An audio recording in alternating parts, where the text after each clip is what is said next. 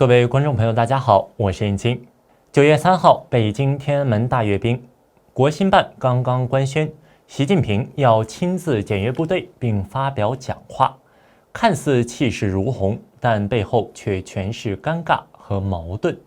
外宾席冷冷清清，除了普京和几个铁杆盟友，欧洲主流国家集体缺席。中共一边喊着和平必胜，一边却疯狂扩张核武器，建导弹井加核弹头，准备最极端的打击手段。这场大秀真的是和平庆典吗？还是一次政权焦虑下的自我麻醉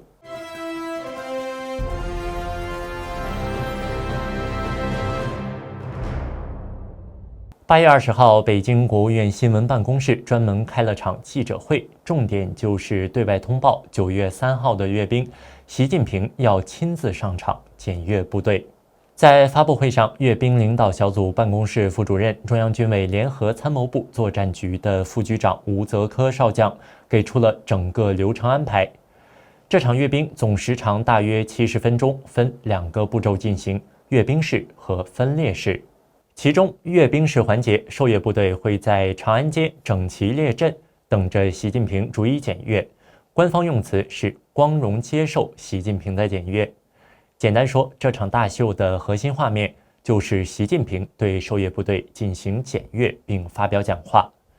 至于采用何种检阅形式，例如习近平站在检阅车上，还是站在天安门城楼上观看队伍走过，发布会未做具体说明。分列式环节则是按照空中护旗梯队、徒步方队、战旗方队、装备方队、空中梯队的顺序，依次通过天安门广场。此外，还有共军仪仗司礼大队和其他部队的军乐骨干组成的联合军乐团的现场演奏。那也就是说，从队形到装备，再到音乐和现场氛围，全都视为习核心服务。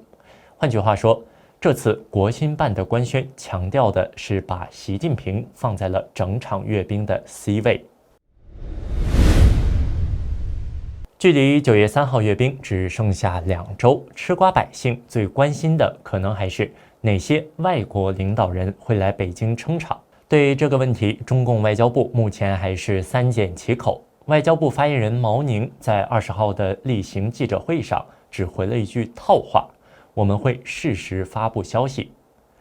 似乎是还没有敲定他们的嘉宾名单。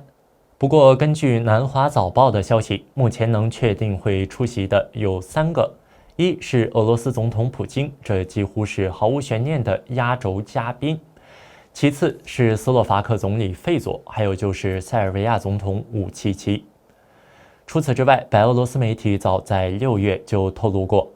白俄罗斯总统卢卡申科在习近平家里吃饭的时候，习近平就亲自对他发出了阅兵邀请，所以卢卡申科大概率也会到场。那欧洲的其他国家呢？据说驻北京的欧洲外交使节正在讨论要不要集体缺席。原因很简单，普京会出席，而且俄军可能还会参与。现在俄乌战争还在打，欧洲各国若与普京同台亮相，画面太尴尬。至于亚洲这边传出的名单就更多了，印尼总统普拉博沃、马来西亚首相安华都被认为有可能来北京。越南可能是国家主席梁强代表出席，再加上柬埔寨、老挝、缅甸，这些领导人会先参加在天津的上合峰会，之后再顺路到北京看阅兵。所以推理下来，这场阅兵的外宾席会是什么格局？大概率是这样：俄罗斯领头，白俄罗斯、塞尔维亚等铁杆盟友坐镇，东南亚一批友好邻居凑数，欧洲主流国家则保持距离。这意味着，虽然中共想把阅兵包装成国际盛会，但实际效果可能是一场威权同乐会。缺席的人比出席的人更能说明问题，而欧洲大国的犹豫和缺席，反而更能揭示中共在国际上的孤立处境。表面上看，这场阅兵官宣得很隆重，外宾名单也陆续放风，似乎一切就等9月3号习近平检阅部队的画面隆重登场了。可问题在于，习近平是否能如官宣所言，真的出现在检阅现场？目前还要打上一个问号。且不说之前甚嚣尘上的那些关于习近平大权旁落和张又侠闹掰的传闻，单说近日关于习近平深夜急入北京301医院，还从上海急调3名顶级专家会诊的爆料，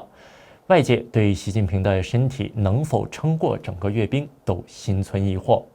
8月18号，前中共海军中校姚成就在节目里爆料，说他从北京军委大院的一位退休军官朋友那里听到消息，阅兵指挥部已经制定了一套应急方案。为什么？就是为了防范习近平万一临时出状况，导致阅兵没法进行。姚成说，这个应急方案有3个计划，以应对不同的突发情况，替换不同的人阅兵。计划1是习近平亲自检阅，也是目前官宣的版本。计划2则是如果习近平身体出现状况，不能阅兵，只能是张又侠来阅兵。计划3则是万一习近平和张又侠之间真的闹僵，谁也不让谁，那就换个折中人选，军委委员联合参谋部参谋长刘振立上场。姚成强调，中共阅兵牵涉的不是面子，而是政权存亡。因为阅兵是一场全世界都在盯着看的大秀，如果现场出现空缺，哪怕只是最高领导人突然缺席，都会引发外界对政权稳定的巨大怀疑。他还提醒，这次阅兵，中共想展示的不仅仅是军事力量，更是要对内外宣示政权稳固。所以一旦习近平真的出不了场，中共会不惜一切代价把场面补上。不过，时评人李大宇却对姚成分析的计划3持否定观点。他认为刘振立这种第3人出场的可能性很低，因为按照中共的权力逻辑，如果习近平和张又侠都不露面，却让一个层级较低的人物代替阅兵，那无异于把内部斗争直接暴露给全世界看，还等于白白把风头让给了一个无关紧要的人，对习近平和张又侠都没有任何好处。李大宇甚至推演，若双方僵持，可能会出现集体阅兵的奇景。也就是说，如果习近平和张又侠之间僵持不下，不排除2人一同出现在阅兵现场，甚至加上刘振立、张生民等军委成员一起随行检阅，这样表面上可以包装成集体领导，事实上却可能形成一种军委压着习近平的微妙观感。这些说法未必100%属实，但光是传出这样的方案，就足以证明，连中共自己都不敢保证习近平一定能站上检阅台。姚成和李大宇的观点虽然角度不同，但指向一致，中共一定会确保阅兵场面万无一失，因为这场阅兵不仅是军事大秀，更是政权大秀。如果习近平真的缺席，场面就会彻底失控，那么这场阅兵对内对外释放的就不是稳定，而是动荡。也正因如此，这套 B 计划的存在本身就暴露了中共政权的心病，越是要展现强大，就越是害怕脆弱被看穿。除了内部要准备 B 计划，防备习近平临时出不了场，对外，中共更想借这场阅兵把强军形象推到极致。根据吴泽科在发布会上的说法，这次阅兵将展示不少代表现代战争形态演变的最新装备，还有一些是国之重器。大家关注的明星装备，还有一些能在现代战争中制胜的首次公开亮相的装备，从空中梯队的先进预警机、歼击机、轰炸机，到地面方队里的高超音速武器、无人与反无人作战系统，再到战略打击群的国之重器，全都要集中亮相。这不是单纯的抗战纪念，而是一场对世界释放的军事信号。解放军能打现代化战争，中共有实力和底气。但是这种秀肌肉的背后却隐藏着另一层不安。国际观察也揭示，中共正在加速核武扩张，这才是真正的底色。根据位于芝加哥的非营利组织原子科学家公报披露的资料，中共的核武扩张速度远超其他拥核国家，目前已累积约600枚核弹头，正在建设约350个新的飞弹发射井，以及多个机动发射基地，拥有约712个陆基飞弹发射器，其中有462个可搭载能够打击美国本土的飞弹。这些数字意味着什么？美国五角大楼警告，到2030年，中国的可用核弹头数量可能超过1000枚。从低当量精确打击飞弹到具备数百万吨爆炸威力的洲际弹道飞弹全覆盖。换句话说，北京正在打造一套足以改变全球战略格局的庞大核武库。表面上，中共依旧口头重复不先使用核武器，但美国国防部的报告却直言，一旦政权觉得生存受到严重威胁，尤其是对台行动失利或者内部危机加剧时，北京完全可能率先动用核武器。中共的阴险狡诈，你看出来了吗？一方面，在阅兵的舞台上，中共高喊正义必胜、和平必胜，营造民族胜利的光环；但在舞台背后，他却在疯狂扩张核武器，快速准备最极端的打击手段。如果说中共的阅兵是和平庆典，还不如说是政权焦虑的外化。他怕习近平临时出不了席，所以要准备 Plan B。他怕政权哪天被推翻，所以要加速核武发展。表面上是展示强大，实际上是害怕脆弱。换句话说，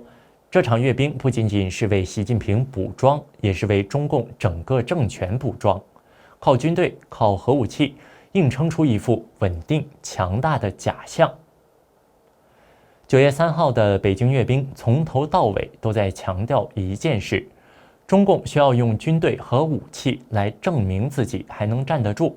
但这正好反映出他最大的恐惧。一个真正自信的政权需要用一次次阅兵来震慑民心吗？需要在天安门广场用国之重器来告诉百姓别怕，党还很强大吗？如果他真的稳如泰山，就不会在背后准备 Plan B， 防着最高领导人临时出不了场，也不会一边喊和平必胜，一边加速建造导弹发射井。这场阅兵本质上不是对外的军事信号，而是对内的政治麻醉。中共在告诉自己，即便经济下行、国际孤立、内部权斗，我们还有军队，还有导弹，还有核武器。可是，军队真的能解决中共合法性的危机吗？导弹真的能挡住一个崩溃中的体制吗？所以，当习近平在阅兵台上挥手的时候，观众真正应该看到的不是强国强军的幻想，而是一个政权在镜头前努力维持镇定的身影，背后隐藏的则是焦虑、脆弱和对未来失去掌控的恐惧。这里是大时局要闻透视，感谢您的陪伴与思考，请订阅、分享并打开小铃铛，一起在动荡中坚守真相，在黑暗中点燃希望。